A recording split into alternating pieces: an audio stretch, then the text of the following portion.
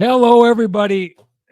Excuse me. I'm Sean Reynolds from Sportsnet, about to be joined by Ken Weeb from the Winnipeg Free Press. Together, those two ingredients create the potent recipe you know of as the Kenny and Renny Show. This one, after the Jets' second game of the season, hey, bit of a banger, home opener. If you're looking for excitement, it was right there as the Winnipeg Jets pull one out of the fire. What do they say? Snatching victory from the jaws of defeat. Very similar to the way that they did against the Chicago Blackhawks last year. If you remember, low-scoring game, Nikolai Ehlers goes in, scores, tie it up, and they win it in overtime. I think this game is a little bit of a different situation because I remember that one happened in January of last year, and it started happening as the Jets had a little bit of their slide that we talked about so often on this show. And that to me was kind of a sign of them mailing it in against a team that wasn't necessarily, I've been referring to them last season as a free spot on the bingo card, maybe a little bit harsh, but I think you understand it. That team was, basically handing out wins for the vast majority of the year. This is a different game. I want to give props to the Chicago Blackhawks and Luke Richardson, especially. If they win that game 1-0, my star of the game is Luke Richardson. I always talked about the bonus system as being the star of the Winnipeg Jets game. That Chicago Blackhawks team is a structured team, unlike they were last season. A lot of different guys out there making a difference. You see Taylor Hall gets back. You notice him out on the ice. Teuvo Teravainen comes in and adds a little bit to that team. Bertuzzi, you noticed him out there. Defensively, I thought that they were great. This was one of those games where the Winnipeg Jets had to go out and do something they've proven time and time again they're pretty darn good at. They go into a game, and if things aren't necessarily going their way, they survive.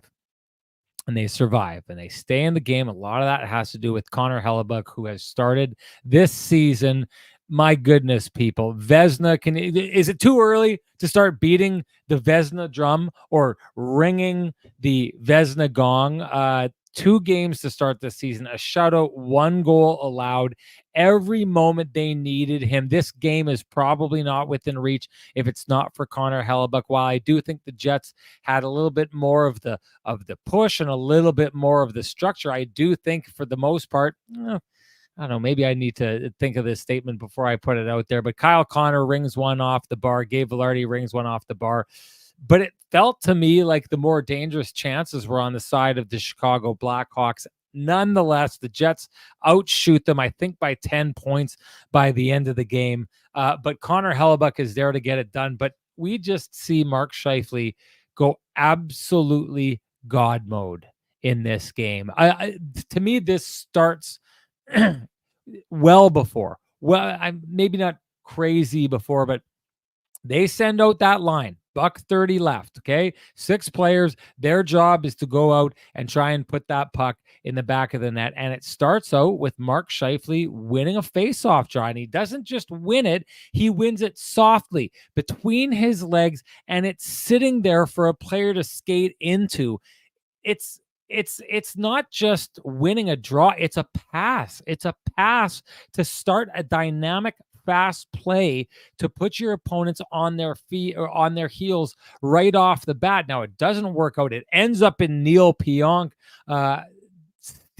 stealing away an empty net goal. We'll get back to that. I think where we're going to hear about that later on in the show. But they come back down, and it's another draw, and the exact same win for Mark Scheifele. Wins the puck softly between his legs. It's sitting there. Cross as Nikolai Ehlers comes across, not going towards the net. He takes it out and gets everyone looking in a different direction, does a big swoop down into the corner, throws it to the front of the net. Mark Scheifele gets in there, knocks that puck in, beats his man to the puck, outcompetes his man to the puck. So Mark Scheifele starts the play. and he ends the play. He starts it with a phenomenal win. He ends it with just out-competing his guy. And then we go into overtime, and he does one of the nicest, most subtle goals I can remember seeing in a long time in overtime. He sets the pick on Kyle Connor's guy, not allowing him to follow him, giving space for Kyle Connor. But then his guy fully expects him to be taking a long swoop, and he just deceptively cuts to the inside of him. And now all of a sudden it's just Mark Scheifele and Kyle Connor heading towards the net on a 2-on-1, gets it to the front, buries it. This was, like I said, Mark Scheifele God mode.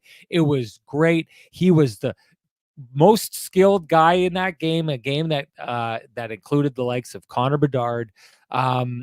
Just unbelievable play by Mark Scheifele. But overall, this is just, to me, another step in the blueprint. The Winnipeg Jets showed last game that they can play defensively when they need to, like we saw from them last year. 2 games where they allow 1 goal or less. So we're back to this. Start the clock on how many games the Jets go allowing 1 goal or less, 2 goals or less, 3 goals or less, whatever you want to do. But we're back to that. They showed against the Oilers that if a team comes in and they play sloppy, the Jets usually turn that into running up the score because they defend, and that creates offensive opportunities. But this one tonight, and I'll say it, I've said it before, this one harkens back to the DNA left in this team by Paul Maurice. Paul Maurice set this team up to be a never say die. You're not dead until you're dead, or the fat lady sings, or there's no time left on the clock.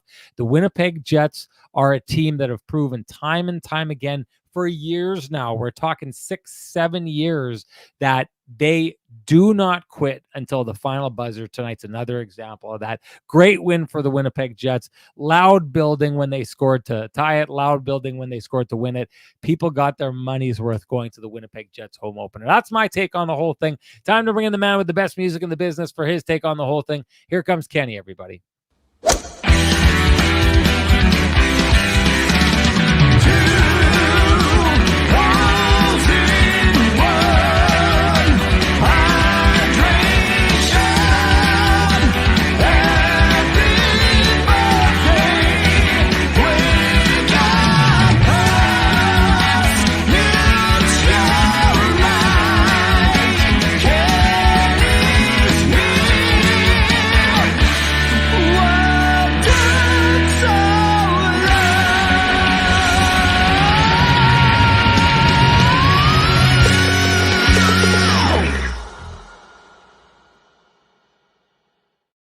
Kenny, you look like you feel right. I know that I feel like I feel right, and there's one big reason for that. We're back in the threads. I got the Vittorio Rossi beauty going on here.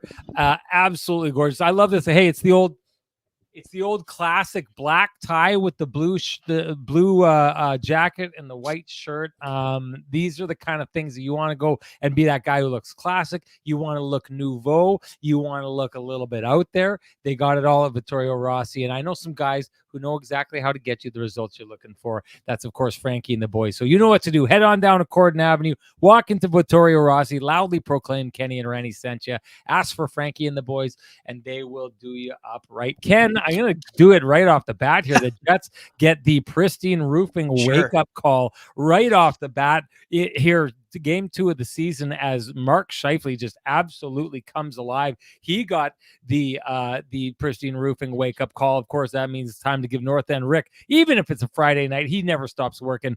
He give him the Pristine Roofing wake-up call if you need any roofing, siding, exteriors. He's your guy at 1-204-981-6289, or you can call Pristine Roofing themselves at 1-204-237-6663. Give them the Pristine Roofing wake-up call, and you'll be happy you did, as happy as you are that Mark Scheifele got the Pristine Roofing wake-up call tonight. What'd you see there tonight in that game, Ken? That was excitement to the T. Yeah, no doubt, Sean. I was wondering what we were going to talk about for an hour at the beginning of the proceedings, but things changed quite quickly in that last flurry of action.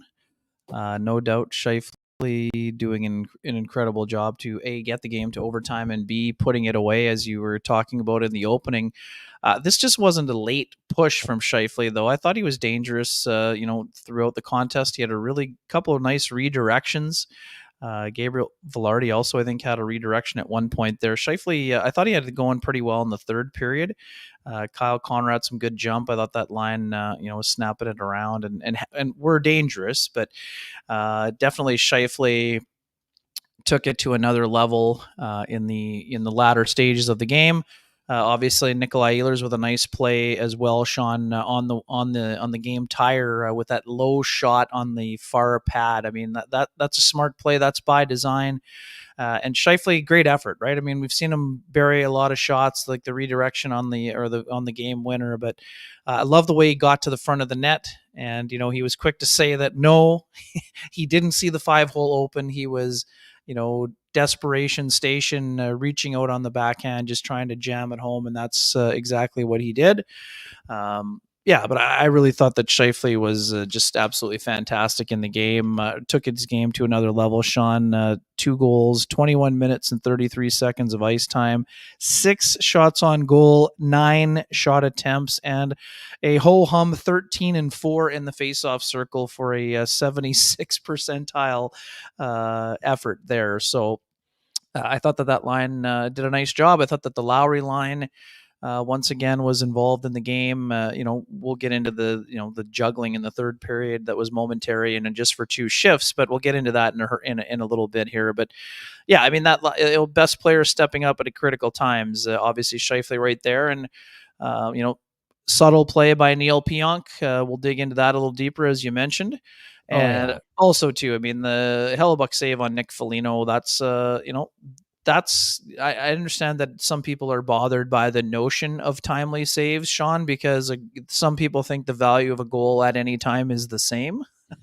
That's what a timely save means for a hockey team. Instead of that being a 2-0 game, and as Mark Scheifele pointed out, it's game over, basically, even though the Jets would have pushed till the end. That game gets to 2-0. It's a tough road to overcome. And then the Pionk play is another example of, if he's lackadaisical at all on that play, it's into the empty net, and the Jets are sitting at 1-1 and wondering how they were so flat after such a great effort in the opener, right, Sean? So I mean, I don't agree that they were flat. I thought that second period very flat. I thought that the Chicago Blackhawks played a really good, really structured game. Oh, for sure. That this was 2 teams that looked very similar to each other in the way that they were approaching the game. I know that, listen, the Jets very much understood that the Chicago Blackhawks are a team that likes to score off the rush. Mm-hmm. So that's what they were trying to eliminate. I know that, they'll tell you they didn't like their second and all those different kind of things. To me, this was a pushback, back and forth thing. I like the way that the Jets handled this game. I think that the 4th line was really good. The second line, we're going to have to talk about them because they haven't really arrived there. The 3rd line did a lot of things I thought they were supposed to. I didn't think that this was a bad game, and if they lost to the Chicago Blackhawks, I'm not going to be ringing the alarm bells here. This, to me, I thought was a decent game. Both teams. This, to me, has to be an understanding again that the Chicago Blackhawks are not a free spot on the bingo card. Right. But I take a look at this game and I look from minute 1 to minute whatever it was, 62 and a half or whatever it took to finish off that game.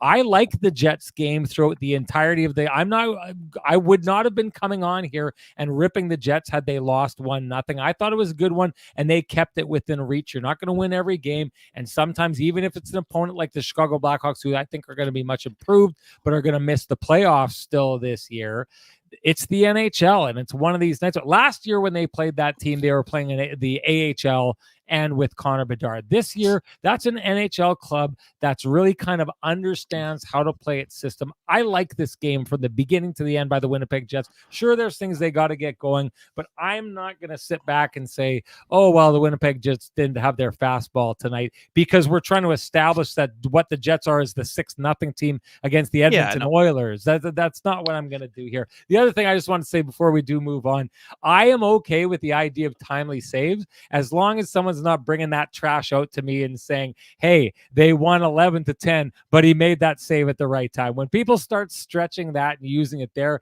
that's when I'm done with that. That for sure, Ken, was a timely save. And you could see the way that it built the building. The Jets talked about how in the last 10 minutes, they really started to pick it up and do the right things. It correlates to me entirely with that save that Connor Hellebuyck makes. Connor Hellebuyck sparked the fire that eventually ended up in this Winnipeg Jets win tonight. Yeah, and again, don't get me wrong. I'm not here to say the Jets were terrible in the hockey game, but what I am concerned about from their level of play, Sean, I mean, 15 giveaways in this game compared to 5 takeaways. So to me, that is what I didn't like about their effort. I didn't think that they rolled over. I didn't think they didn't necessarily have their, fastball. I mean, I just think that it was one of those situations where they weren't quite at their best. I thought they were a little bit, disjointed when it came to some of their passing.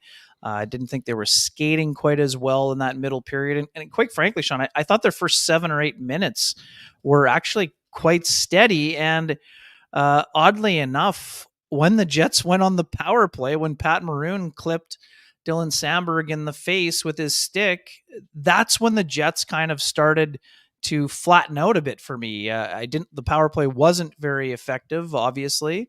I didn't like their puck movement after that. I thought they sort of got caught in the mud and maybe tried to get a little bit too cute for a stretch of time. And then my biggest issue was just puck management. Again, I think that the Jets were fine, and had they lost 1-0, there would have been, they wouldn't have been going saying, "Oh, we're at a brutal level. We got to be way better." I just think that there's certain things that they needed to clean up a little bit, and puck management was at the top of that list for me. And again, they just weren't quite as fluid as they were the other night. I mean, hey, it's game 2. We need a bigger sample size, but that's a gutsy win by a team that, scored late and then won in overtime. It wasn't the biggest thing. And you talked about this with several of the players, Sean. I mean, the Jets didn't abandon their structure at 1-0, right? There was no snake charmer allowed here. They totally were sticking to their identity, to their blueprint, all of those things that we've spent so much time talking about. People always concerned, oh, well, they got blasted away in the playoffs. They're not going to believe in themselves in terms of, oh, well, even though it's straight. And Sean, you heard Scott O'Neill's reaction, right? I mean, you were asking them about identity and, that belief because of how early the exit was. And I mean, he made it clear, like, there's like a 100+ game sample of that. When you stick to it, it works. And he was quick to say they didn't play that structure in the playoffs, which is part of the reason why they were an easy out in the first round of the playoffs last year. So, hey, I get it. The Jets are going to have to prove themselves when the playoffs start, but until they get to that point, they got to spend time laying the foundation. And, we've seen a lot of bricklaying in the first couple of games, and I mean that in the most complimentary sense. A lot of good things with the structure. And, because of the structure, the Jets weren't chasing a 2 or 3 goal deficit. They were chasing a 1 goal deficit, and they found a way to overcome that deficit and not only get the 1 point, but to get the 2. So, yeah, I agree with you. I mean, even if they had lost 1-0, there would have been enough positives in the game. There just were a couple of not red flags for me, but there were a couple caution flags, and that's what I like about this group, Sean. Not being content with where they're at. I spoke with Dylan DeMello this morning, Sean, about the opener, and like the quick thing he said, he was like, we were way too loose after the game got to 4-0. Now he's quick to understand, a lot of that is score of the game factors in when you're, the Oilers aren't a team that you want to take chances on, because if a 4-0 game, they get 1, all of a sudden look out, right? Instead, they're trying to be a little bit better on some of those defensive fronts. And again, that's just a matter of getting into the regular season mode. But yeah, I liked a lot of what the Jets did. And you're right. I mean, I credit the Hawks for being stingy in the neutral zone and making it difficult. Jets weren't able to attack with speed nearly as often as they did against the Oilers. And, that's good coaching by Luke Richardson and his staff. And that's impressive play by the Blackhawks. But ultimately the Jets were able to find a couple of impressive plays. But those plays come from staying with your structure. And that's probably the most encouraging thing for them taking out of this game, where they are able to improve to 2-0 as they welcome the Minnesota Wild on Sunday late afternoon. Well, this is what I think when Scott Arniel talked about them not playing to that structure in the playoffs. The one thing, and you'll hear it time and again. It's funny, I don't hear it as much in Winnipeg as I hear it in other places. I heard this most definitely when I was covering the Oilers in the final against the Florida Panthers, and the Panthers. Sasha Barkov was always really good at this. You'd ask what went wrong that game, and he'd be like, give those guys credit. And to his credit, Nick Ehlers did say this tonight, but Sasha Barkov would say, give those guys credit. Like, they're good, and it's hard to cover those guys. And we may be a great defensive team, but holy smokes, when those guys get going, they get going. And to me, that's what happened in that Colorado series. Is the Jets structure got challenged by guys who are really, really fast, really, really big, really strong, and their structure got challenged. And I'm not going to say, well, it kind of broke their structure. It kind of broke the Jets structure, but the Jets not playing to their structure had something to do, of course, with how Colorado played there. Yeah. You can't just say, no, just get back to playing your structure. They didn't let them get to that structure. That's what Chicago did tonight. There was a little trick I saw them do, and I know this because there's part of it. I saw this talking with the coaches last year in the Cup final. The Jets do defend and try and trap teams in their own zone, similar to how the Florida Panthers do. Surprise, surprise, two best defensive teams in the league last year, but they do this, and you'll notice this when the puck goes up the boards, the Jets D-man will slide down and try and trap him on the boards and wait for a forward to come up and take the puck so that it doesn't get out of the zone. Chicago did the same thing that the Oilers did that brought them success. Is they have the guy, the winger on the wall, doesn't go so high towards the blue line. He pulls back and gets down low so that for the defenseman to pinch on him, he's got a farther way to go. It gives the guy more time to move the puck. How many times, Ken, tonight did you see the Blackhawks get the puck on the half wall and then move it to the middle right away, and then the Blackhawks skate straight out of the Jets zone unchallenged like that? This is why I said if they win this 1-0, Luke Richardson and his system are my star of the game here tonight,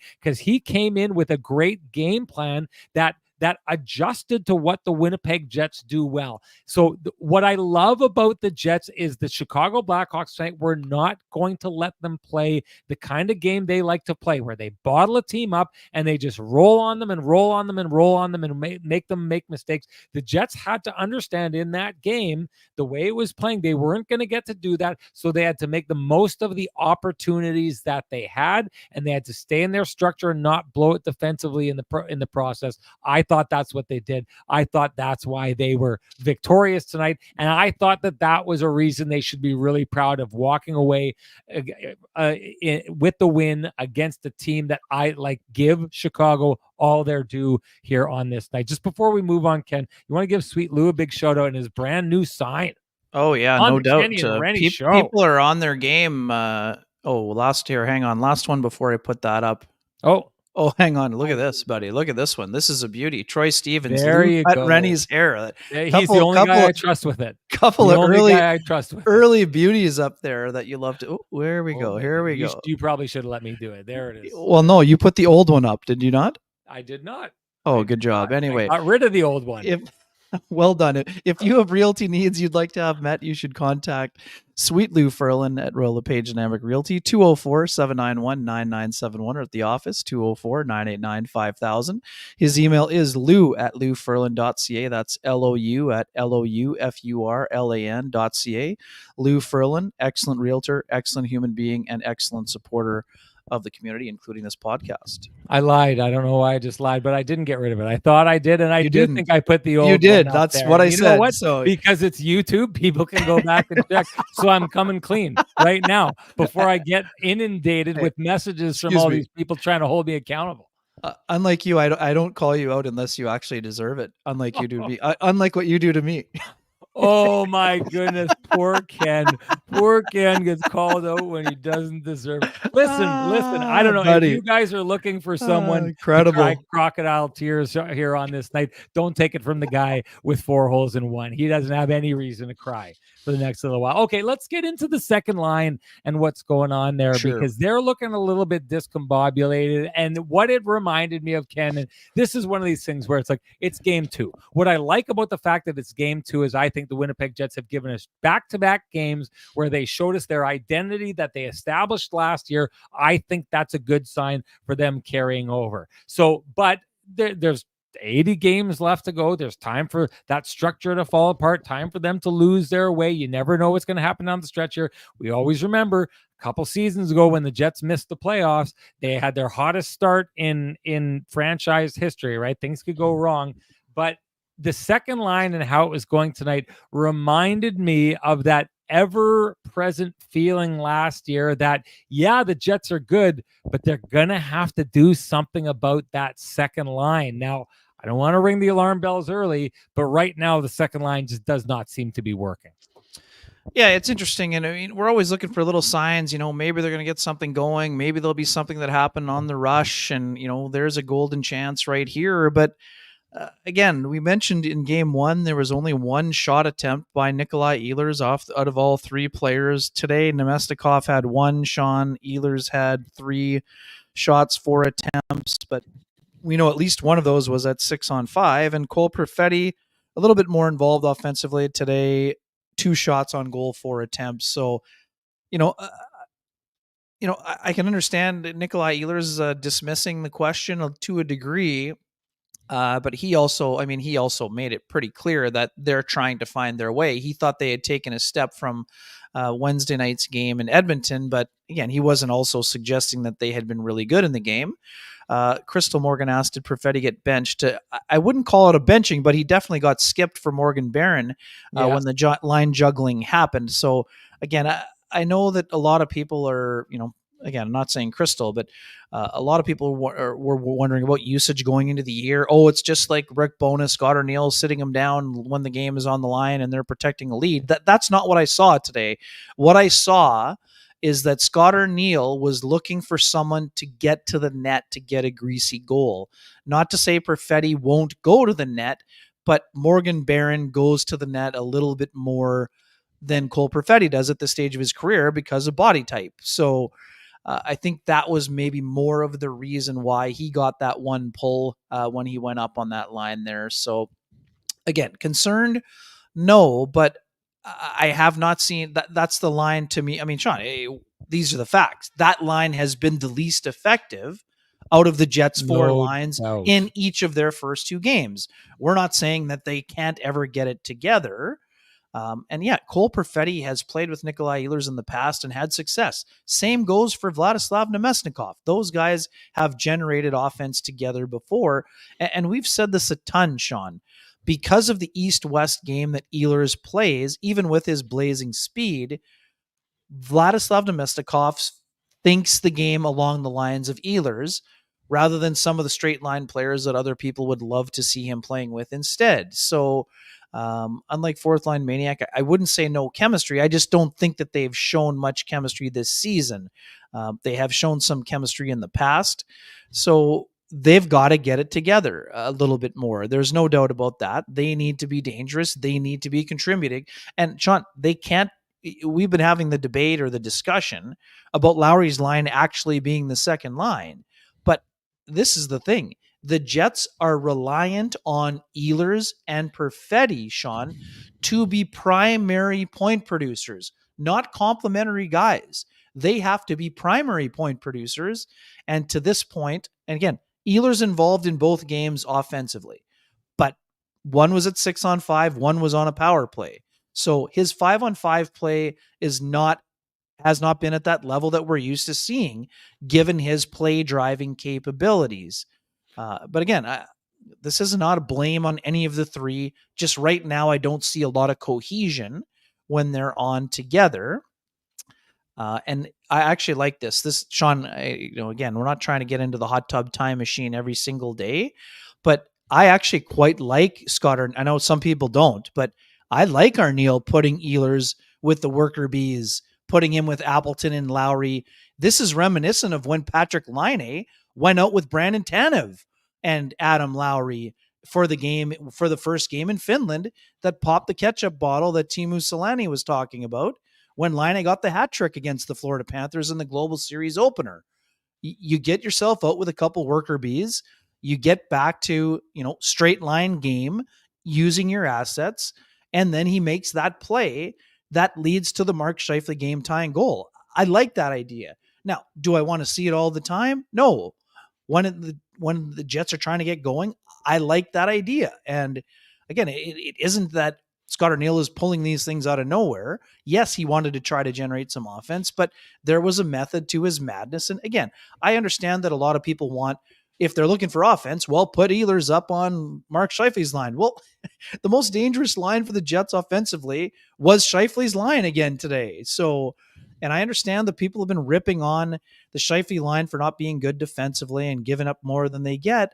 But, the underlying numbers for the second line with the Nemestikov line haven't been good. Tonight they weren't good. Wednesday they weren't good. It's a very small sample, but that line is the line that needs to be getting going a little bit more because the other three lines really have been mostly steady in the first two games. So, again, Ehlers has done a great job of getting involved offensively, even though his line or his regular line hasn't been excelling so far.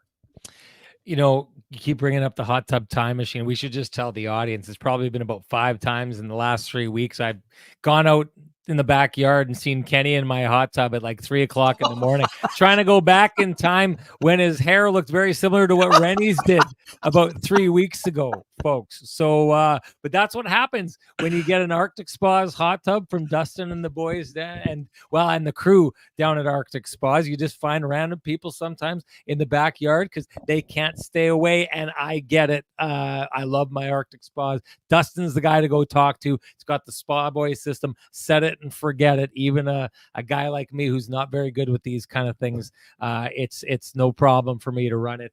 I just want to say, if you're heading on down to Arctic Spas, go in, ask for Dustin, ask for one of the folks there. Make sure you let them know that Kenny and Renny sent you there. I wanted to just say, if we go back to training camp, we talked about how nice this contract dispute was between the likes of Ken North and Rick. Ken interviewed O'Neill after the game. His first question was, so you broke up the third line? Did you know that was my absolutely idea? Incredible take. Nothing Great cold stuff. about that take, Rick. Thank you. Thank you for all. being on your game. Very good. Very good. Not at all. I think by the end with Perfetti and and I won't say holdout, he didn't have a contract to come That's to right. camp. You could see there was a little bit of frustration both from Cheveldayoff and O'Neill. I think we're kind of seeing why that was. I think him coming in late to camp, I think people underestimate, especially in this day and age. Look, if it was 1980 and you skipped out training camp and you showed up, people use training camp to get into shape. Some guys stayed home and they ran up a hill a couple of times, got out onto the ice, and they didn't look like they missed a beat.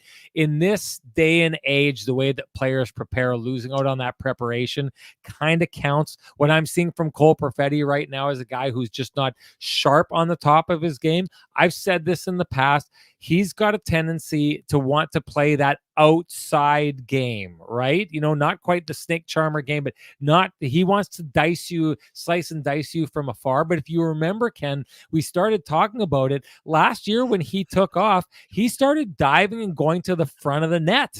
Quite often, he was having a lot of success. I'm not seeing him anywhere near the front of the net, so I don't think he's where he is. And Vladislav Nemestikov, as much of a Swiss Army knife as he is for this team, I just think what you're showing is his offensive abilities are capped, right? He's going to be able to help you here or there, but I'm just saying this right now. I've said it in the offseason. Vladislav Nemestikov is not a second-line center in the NHL. He's not a second scoring line guy. He's more of a depth guy, more of a fourth line or third line guy to grind things out. The Jets are going to at some point need to address that in this season if they want to be the kind of team that has the Stanley Cup aspirations that they want. Nick Ehlers, I just wanted to get to this quickly to touch on what we talked about before. One of the things that makes him so dangerous, everyone thinks it's that shot that he's got and it's great, and everyone thinks it's the speed that gets him to open plays. But one of the things I think Nick Ehlers does best of almost anyone, what you saw in the game-winning goal, he almost ricocheted one off the goalie, off a player in front of the net, and into the back of the net a couple minutes before that. Nick Ehlers does the thing that we talk about, and we said this in the past, that Brennan Dillon really kind of took care of last year, and Josh Morrissey is really good at just playing a simple game from the point, getting the puck from the point to the front of the net where the chaos is. Nick Ehlers busts around down towards the corner, and then he just fires it off that angle where he knows he's going fast. His shot's going to be fast. The goalie has almost no chance or choice but to just redirect it straight in front where all the chaos is. It's the reason the Jets won here tonight, because he does that, and it's the tying goal. But Nick Ehlers, what he does really well, and I think what the analytics, you hear so much about how good of a player he is analytically, and he drives a line. That's one of the reasons. And I think maybe even players that he plays with sometimes probably get a little bit frustrated because they're thinking, I'm wide open. Or if you would have just threaded it through this guy here, I would have had the one-timer and it would have been to the back of the net. You know me. I love chaos. I love capitalizing on chaos. And Nick Ehlers uses that speed, but also that shot from unusual angles to create that chaos. And again, tonight I thought was a great example of him doing well. I'm not seeing the likes of Vladislav Nemestikov or Cole Perfetti getting to the net the way that you see some of the other players that he was playing with tonight do that, which is why I think it makes sense to put him out with those crash the net front kind of players. Yeah, and just one last one. I mean, someone had asked in the chat, sorry I didn't highlight it, how many giveaways for Ehlers. He had 4 on, in the stats sheet, he had 4 turnovers. So, I mean, and to me, that's Ehlers trying to get something going with a line that hadn't really generated as much as they're used to generating. So, again, that's going to happen. But I still think, again, I've said this for a long time. I think Ehlers is going to be a 30-goal scorer for the first time this year. One thing, let's just bring this up quickly before we turn the page, Sean. I haven't seen as much explosiveness from Ehlers so far. Now, do you think that could be injury related, or is it just more getting your timing early in the season? Sorry, ask me that again.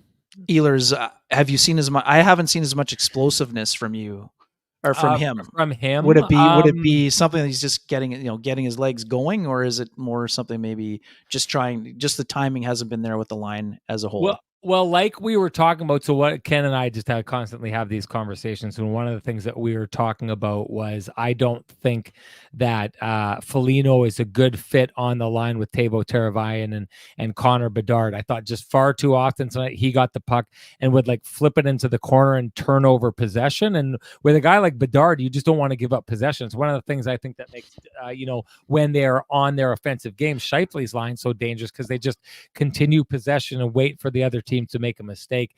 But the other part about him is, I think, not just with his foot speed, but the way he plays the game, he slows that line down. I think what we're seeing from Nick Ehlers is not his ability. I remember he tweaked himself in that training camp.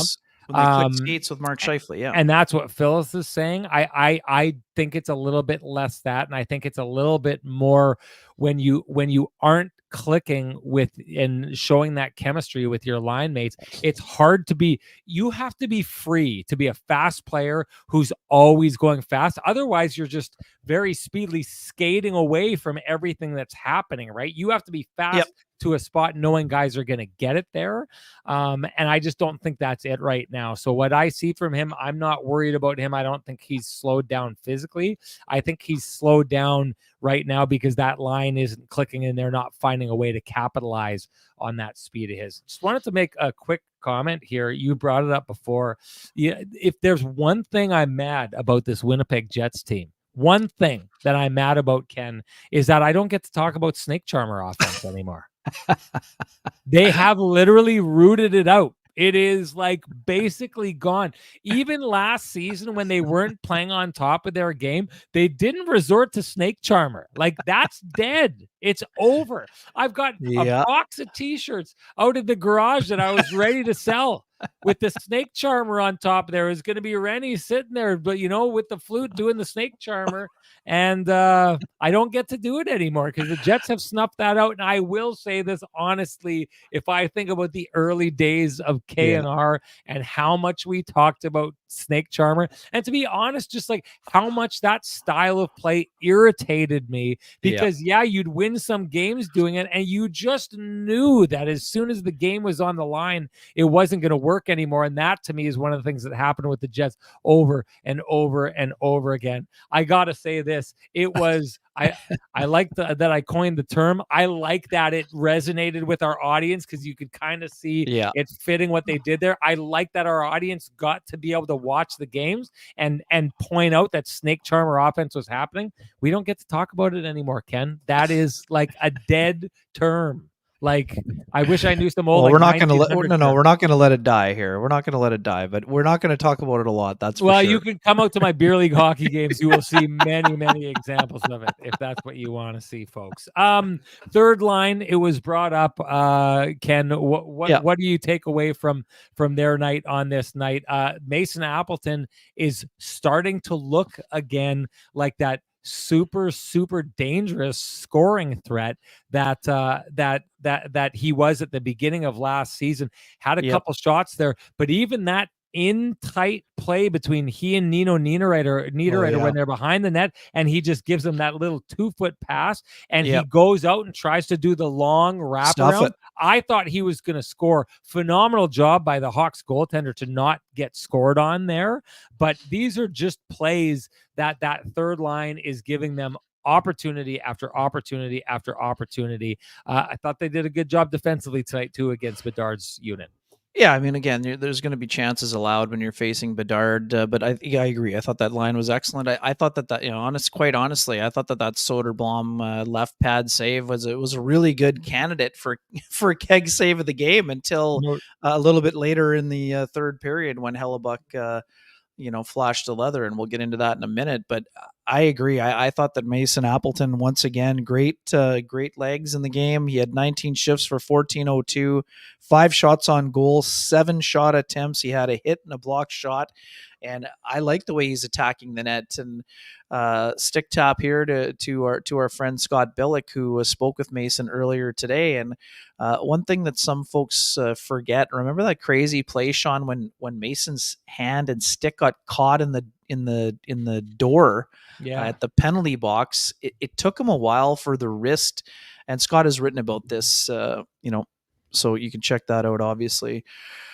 Even though he doesn't work for the same place as I do, but smart idea, something that, I wrote about Mason Appleton earlier in the camp, but I didn't bring this up with him, but you saw the other night that his shot looked a little bit more dangerous on Stuart Skinner, and Mason told Scott today that, it took him a while for that wrist to feel 100%, and you're starting to see some of the, fruits of that labor of working his way back to that. So in a contract year, Mason Appleton has looked really good out of the gate, and I think that I'm going to say it right here. We were always, trying to look into the crystal ball.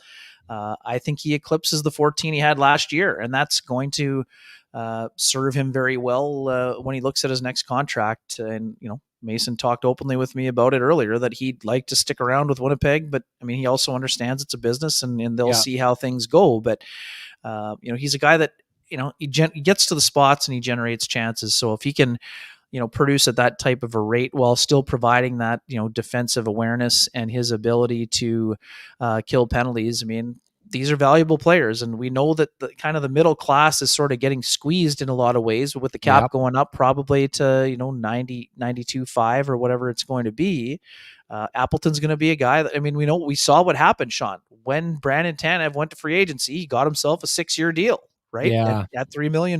So I'm not sure Mason gets that at this stage of his career, but he's going to want to get some term, and he's going to want to get a raise from that just north of $2 million that he's making right now. And in the early going, I think he's been excellent for the Jets. Now, again, he'll be the first to tell you want to sustain that over the course of the year, but you can only play the games that are in front of you. And so far, Mason Appleton has got himself ready to go. And I've really liked the way that he's played. And you're right. I love that small area pass. And that was a really heads up play by Niederreiter. Niederreiter also with a crease crasher in the first period where he kind of poked at it on the backhand. I think with the benefit of recognizing he might have had a little bit more time, which is way easier for us looking from above than when you're in the scrum. No doubt. Niederreiter was a little bit miffed at himself for maybe not pulling it wide and maybe roofing the backhand. But I like what I've seen from that line. And again, we knew this. They weren't going to be in on 3 goals every single night, but they get involved and they create chances. And Sean, it's not just that they defend well. Part of the reason why they make life difficult for McDavid, for Bedard, they force those guys to play defensively. Yeah, they force them to in defend. the other end. Yeah. And not only does that disrupt their offensive rhythm, when an offensive player has to work for 20 to 30 to 45 seconds in the D zone, Yeah. you got nothing left when you get Nothing going left. north the other way. So Great point. that's always been, I mean, like you've always said, that's the blunt force trauma element of that line, Sean, is that they play a lot of they're not just smart defensively, they force offensive guys to play defense. And quite frankly, a lot of offensive guys aren't interested in playing defense, which is what makes them even more effective at the other end of the ice. So yeah, anyways. I wanted to touch on Mason Appleton just Yeah. quickly. I think it may be one of those things where Mason Appleton may be more valuable to the Jets than any other team in the league. Like you saw his, book of work with the Seattle Kraken, and you could just see the Jets wanted to head out and they wanted to grab a guy that they know how to use him. Now, maybe the Jets have shown the blueprint to the league on how to use this guy, and another team thinks we can do this very specifically. But I almost wonder if teams around the league just look and say, like, whatever he's got going on with Nino Niederreiter and Adam Lowry is just, it's just one of those je ne sais quoi things you can't really explain. I mean, we can break down why they work so well together, but like, does that work if you take him and put him, takes one guy out and put him on that third line with Stahl in Carolina? I don't know that it does. So I think it's one of those things where the Jets have the inside track on Mason Appleton to him staying here. One, he's one of those guys, I think, like, he knows he's not in the league if the Winnipeg Jets don't believe in him. 2, he's happy as heck that he got plucked and taken away from Seattle back to a team that knows how to use him. I think it's one of these scenarios where, hey, Vladimir Nemesnikov was coming back, Nino Niederreiter came back because they're like, these guys get me, they understand me, and they know how to use me. I think something similar is going to be happening with Mason Appleton. I think he's going to be back. Yeah, and one just quick one here, and someone asked where are all the Appleton haters now. No need for that necessarily, but I think one of the reasons that people were frustrated last year was that there were a lot of nights where Appleton had more ice time than Nikolai Ehlers. So in a game the Jets were down, Sean, even though Appleton saw a steady amount of ice time, he finished with 14:02, whereas Ehlers had 16:48, and Perfetti, even though he got skipped a couple shifts late in the third period, still had 14:34. So one of the big debates about usage we're starting to see early on. Now, again, let's see over the course of the year, but like that's kind of optimal usage, right? 14 and 15 minutes, maybe 16 minutes for that third line if there's a few more penalties. But I think that's good bench management by Scott Arniel and his staff here in the early going. Yeah, no doubt.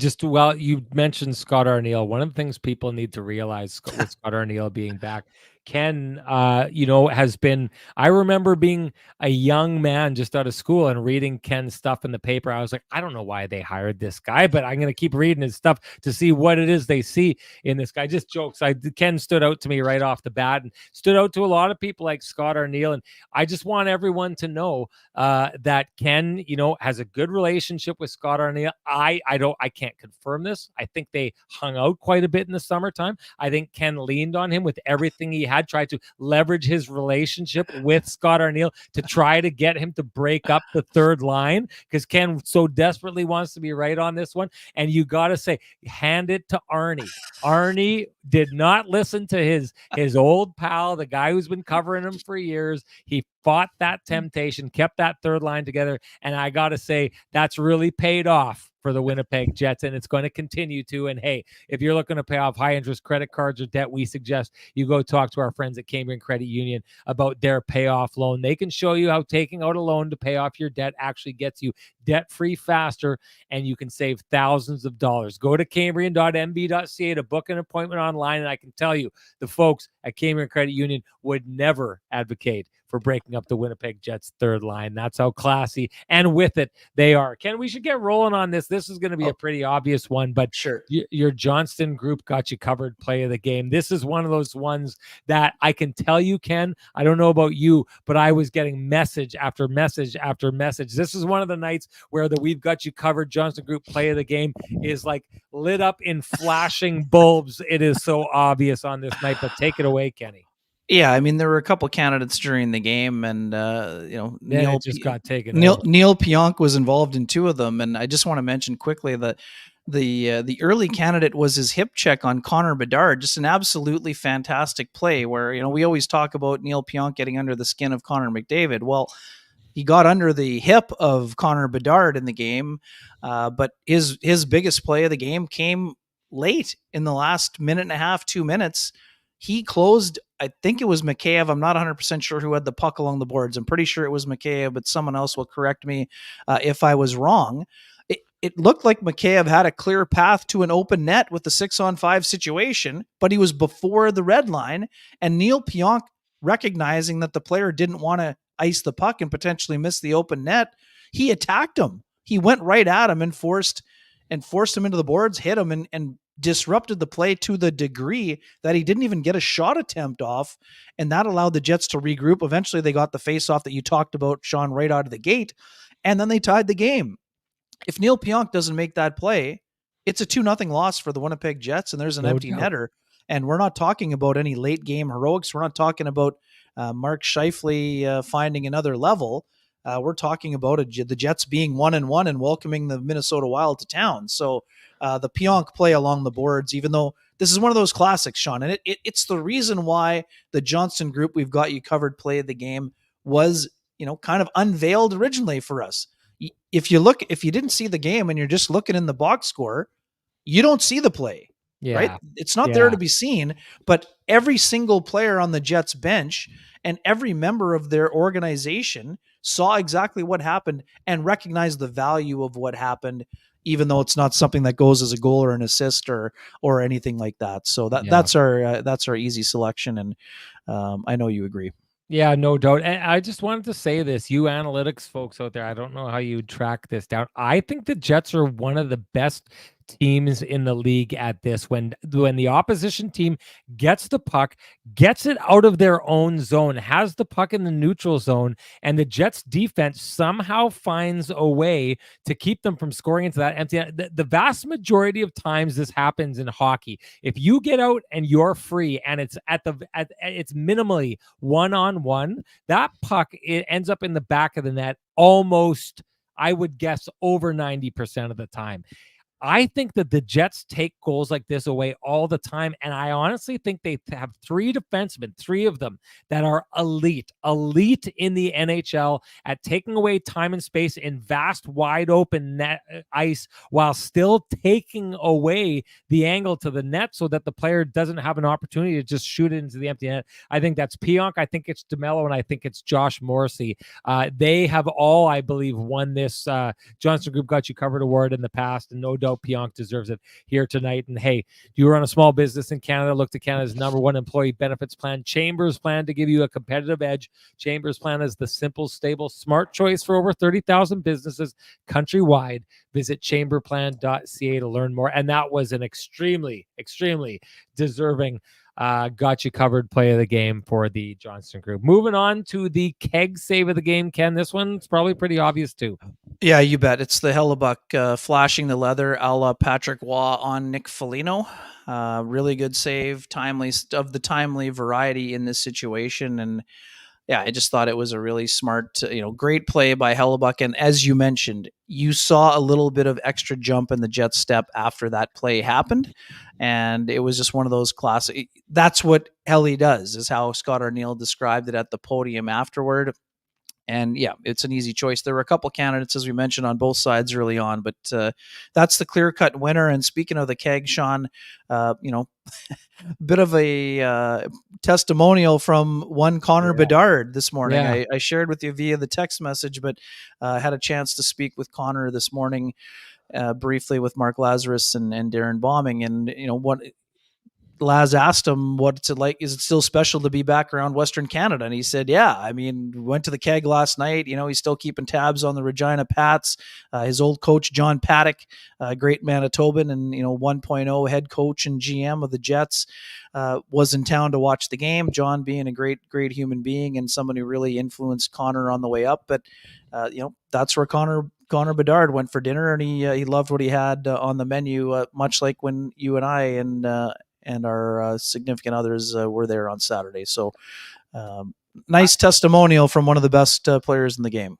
Yeah, I was going to say, I didn't think anyone gave a testimonial for the keg better than the national media. I think it's like up there, the national media himself. But I'm thinking a testimonial for the keg from Connor Bedard. Not bad. It may have surpassed what Renny does here, but I'm going to try and steal it back. And you know what? And hey, is Connor Bedard giving you a $50 gift certificate tonight? I don't think he is, but you know who's going to? The national media, because all you need to do if you're looking for a $50 gift certificate to the keg, any of their 3 fine locations here in the city of Winnipeg, each location finer than the last. All you got to do is share with us your hashtag the keg save of the game. Tell us what you thought the best save of the game was. You're automatically entered to win, and that's what at Simer6 at SIMER6 left a comment. He left both a TCB lamplighter pick and a hashtag the keg pick for save of the game.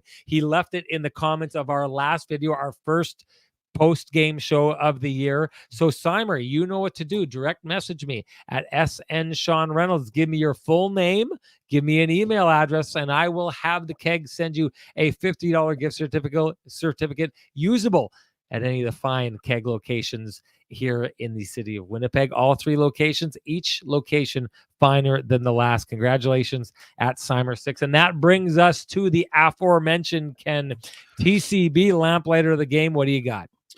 Yeah, I mean, your initial thought, because of what we talk about all the time, 6-on-5 goal, Mark Scheifele goes to the hard area, Nikolai Ehlers makes a smart play, shot pass. The temptation is to go to the game tire, because without the game tire, there is no game winner. But because of the subtleties that you and I both saw and that you brought up in all of the scrums after the game with Nikolai Ehlers, Mark Scheifele, and Scott O'Neill, it has to be the game winner. Just because of what Mark Scheifele does. A, he wins the draw. B, Josh Morrissey gets the puck, plays some catch. Mark sets the basketball style pick and roll that he jokes about in his answer. And all of a sudden, Mark Scheifele is alone in front of the net, taking a pass from Kyle Connor, and it's in the back of the net, and the Jets are celebrating. I'm going to give an honorable mention on the assist front, Sean, and I don't want to go too deep into this, but Scott O'Neill started overtime with Adam Lowry, Nikolai Ehlers, and Josh Morrissey. The Jets almost always start Scheifele, Connor, and Morrissey. Instead, he started with Lowry because Lowry had a great day in the circle, 52%, but Scheifele was 76%. But Scott O'Neill, thinking one step ahead, thinking if Lowry can neutralize Bedard in the first shift, well, guess what? Mark Scheifele is going to go out against somebody else and, take advantage of Taylor Hall, Alex Vlasic, and I think Kurashev was out there with them. So, yeah, I mean, yes, did it help that there was an offensive zone draw? Sure. But I thought this was great coaching to go along with just an excellent play for Scheifele to cap an excellent night, but especially his last 3 or 4 shifts, as you pointed out. They were masterclass Mark Scheifele out there. Well, speaking of, coaching paying off, like taking the time out before they send everybody out, and the draw that they set up, Davis Payne draws it up. You want to know why Mark Scheifele, after he wins the draw, that Nick Ehlers picks up the puck and isn't coming to try and put it in the front of the net. He's going to take it out to distract everyone, kind of pull them away from the front of the net before kind of slingshotting back and putting there. That's great coaching on display there, folks. But yeah, I agree with you 100%. The pick and roll is amazing. The player that he loses, I'm not sure who it was, Ken, but holy smokes, I saw his reaction. It came like 2 seconds too late. He bit so hard on what Mark Scheifele was trying to do there. Just absolutely brilliant. That is the lamplighter of the game in my mind. Absolutely no doubt. But it doesn't matter what the national media thinks or or even what a guy who's got 4 holes in one thinks. Matters what you think. Tell us what your favorite goal of the game was, your lamplighter of the game, hashtag TCB lamplighter of the game. You're automatically entered to win a frosty, delicious 8-pack of lamplighter amber ale brought to you by our friends at Trans-Canada Brewing Company. If you can't wait for Kenny and Renny to gift you your own, head on down to 11290 Kenniston, where you can buy tons of different beers, great food, great pizza down there. Ollie is going to be heading down there to cash in an 8-pack because Ollie, from the comments from our last show, has won the lamplighter. You know what to do, Ollie. Direct message me at SN Sean Reynolds. Give me your full name, give me your email, and I will send you a voucher for a frosty, delicious 8-pack of lamplighter amber ale brought to you by our friends at TCB. It is the nectar of the gods. Ken, got to shut it down here. I don't know how everyone's Thanksgivings break down because there's a game Sunday. Some people do it Monday. I'm going to be having the family over on Saturday. So if that's what's going on with everybody, if I don't talk to you before next game, enjoy your Thanksgiving. But other than that, we're all going to reconvene and do it for game 3 as the undefeated Jets take on their rival, the Minnesota Wild. Can't wait to talk to you after. See you, everybody.